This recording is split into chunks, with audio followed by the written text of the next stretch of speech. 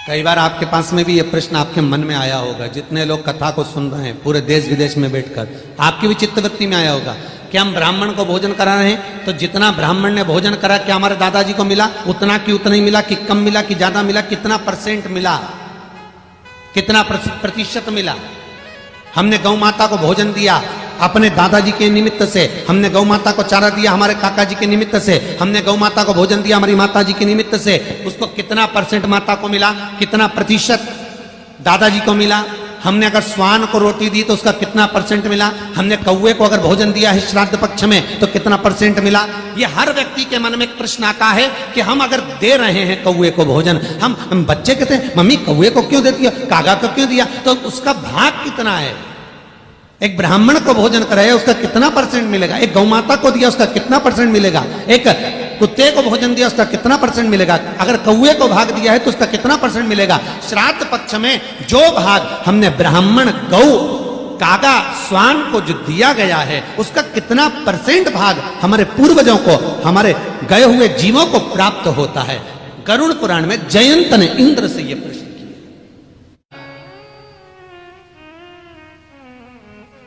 क्या इसका फल जीवात्मा को मिलता है। तो गरुड़ पुराण 9वां अंश उठाइए, उसमें लिखा है ब्राह्मण, संत, साधु, सन्यासी, तपस्वी, साधक, उपासक आपके दरवाजे आकर अगर भिक्षा मांग कर लेकर जाएगा उसका फल आपके पूर्वजों को मिलेगा। पर तिथि वाले दिन आप थाली लगाकर सीधा किसी की यहां पहुंचा रहे हो उसका फल खाते में नहीं है। क्यों नहीं है?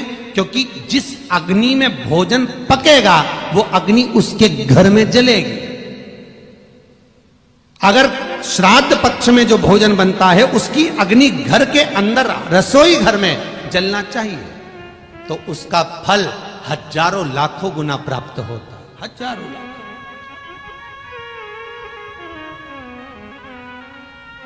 हजारों लाख।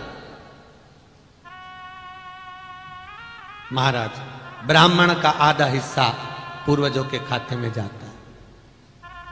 कितना सुंदर लिखा है गरुड़ पुराण के अंदर, कितने समय तक श्राद्ध पक्ष में एक तिथि में जो ब्राह्मण भोजन करता है उसका भाग पूर्वजों को कितने समय तक चलता है। ब्राह्मण, गौ, स्वान, कौआ, 4 जब श्राद्ध पक्ष में भोजन ग्रहण करते हैं उसका हमारे पूर्वजों के पास कितने समय तक चलता है। एक तिथि का भोजन जब ब्राह्मण आपके घर में करता है उसका भाग शास्त्र कहता है 4 श्राद्ध होते हैं। कितने श्राद्ध होते हैं? 4। हिंदू धर्म में 4 नवरात्रे होते हैं, 4 श्राद्ध होते हैं। 4 नवरात्रे, 4 श्राद्ध स्टेप में चलते हैं।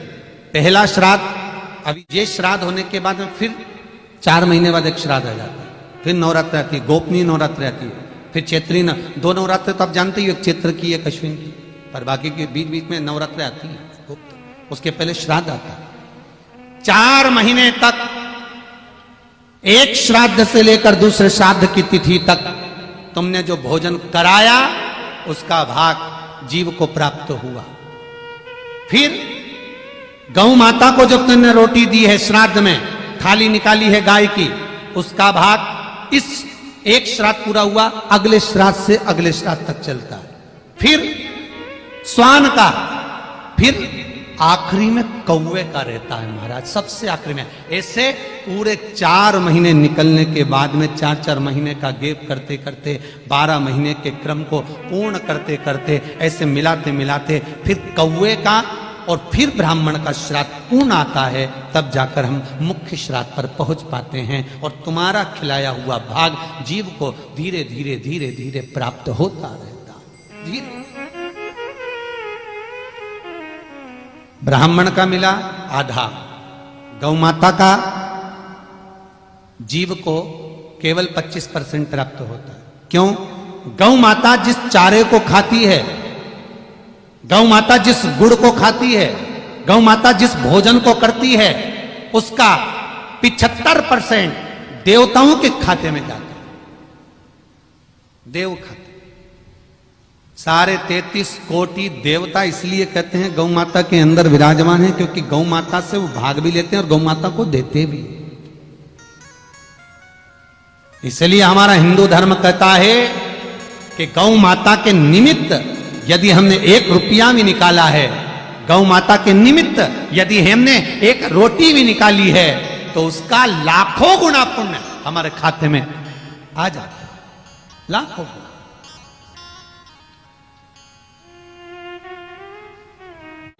इंद्रदेव से व्याख्यान सुनते हैं परसेंट का। फिर आया स्वान का, तो महाराज स्वान को हम जो भाग प्रदान करते हैं उसका मात्र 25% स्वान अपने लिए रखता है, 75% पूर्वजों को दान दे देता है, पितृपक्ष। कौए का भाग, कौए का जो भाग है महाराज, कौआ दुनिया में केवल एक ही पक्षी ऐसा है, एक ही पक्षी ऐसा है जो पितरों के लिए पूर्ण समर्पित है, और वो कौआ है, केवल 16 श्राद्ध में कौए को जो भोजन मिलता है, कौआ वो भाग पितरों को दे देता है, और उसकी जो उदर में विष्ठा बनती है, वो विष्ठा कौआ जहां तहां छोड़ देता है। दुनिया में केवल एक कौआ ही ऐसा पक्षी है जो बड़ और पीपल, जो पितरों के वृक्ष हैं, बड़ भी पीपल का वृक्ष, पितरों का वृक्ष है, और पीपल भी पितरों का वृक्ष है। केवल दुनिया में एक कौआ ही ऐसा पक्षी है जो इन महान वृक्षों को, पीपल और बड़ जैसे वृक्ष को जन्म देता है। इसके सिवा कोई दूसरा पक्षी किसी वृक्ष को जन्म नहीं दे सकता। श्राद्ध पक्ष में कौआ जो भोजन ग्रहण करता है, उसका सारा भाग पूर्वजों को देता है। पूर्वज उसके फल अनुसार कौए के उदर की जो विष्ठा है, उससे बड़ का पेड़ और पीपल का पेड़ पितरों के आशीर्वाद से प्रकट होता है।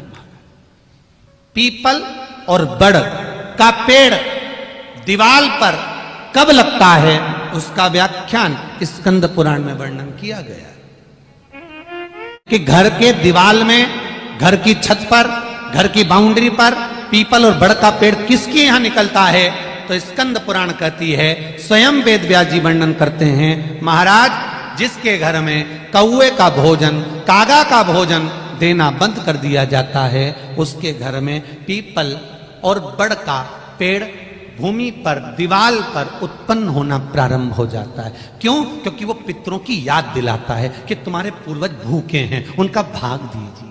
तुम्हारे पूर्वज जल भाग मांग रहे हैं, तुम्हारे पूर्वज अन्न भाग मांग रहे हैं, उसका भाग दीजिए। लोग पीपल को तो उखाड़ कर फेंक देते हैं, लोग बड़ का पेड़ तो दीवार में से उखाड़ देते हैं, पर ये नहीं पूछते पंडित जी से कि लगा क्यों, किसने लगाया, पानी तक नहीं दिया, दीवार पे कहां से आ गया, हमने तो रेत छनवा के प्लास्टर करवाया था, हमने तो आगे रहकर मकान बनवाया था, फिर कहां से आया। उसका कारण केवल इतना सा है कि पूर्वज आकर तुमसे भाग मांग रहे हैं। पूर्वज भाग, आप 25 बार उखाड़ दो, वो 25 बार लगेगा। आप 50 बार उखाड़ो, 50 बार उखाड़िए, कितनी बार उखाड़ोगे उसको, फिर लग जाएगा। क्योंकि पूर्वज भाग मांग रहे हैं, उस भाग को देना है, उस भाग को प्रदान करना।